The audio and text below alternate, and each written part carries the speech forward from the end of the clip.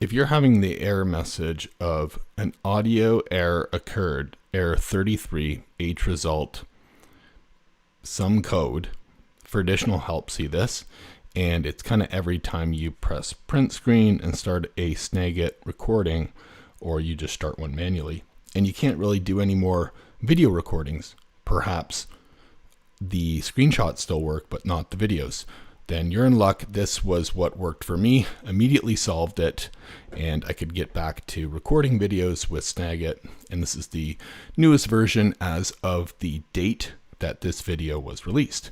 So it was a first Google of the error, and it was a article on TechSmith forum for what to do. Obviously, you do updates if you have Snagit, and then if that still doesn't work, you're going to want to navigate to this location in your registry.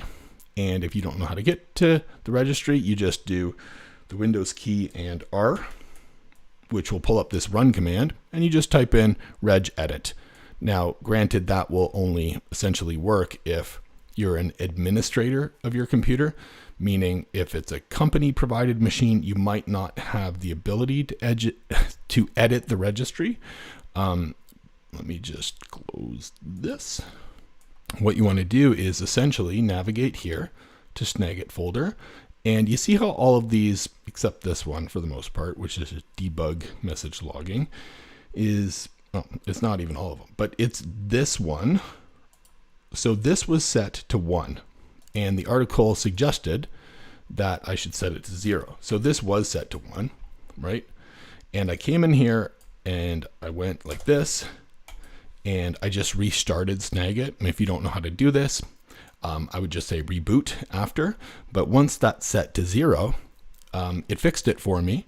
And as a result of that, I'm making this how-to video to actually prove that now I can record videos with Snagit. And it was a one-stop shop.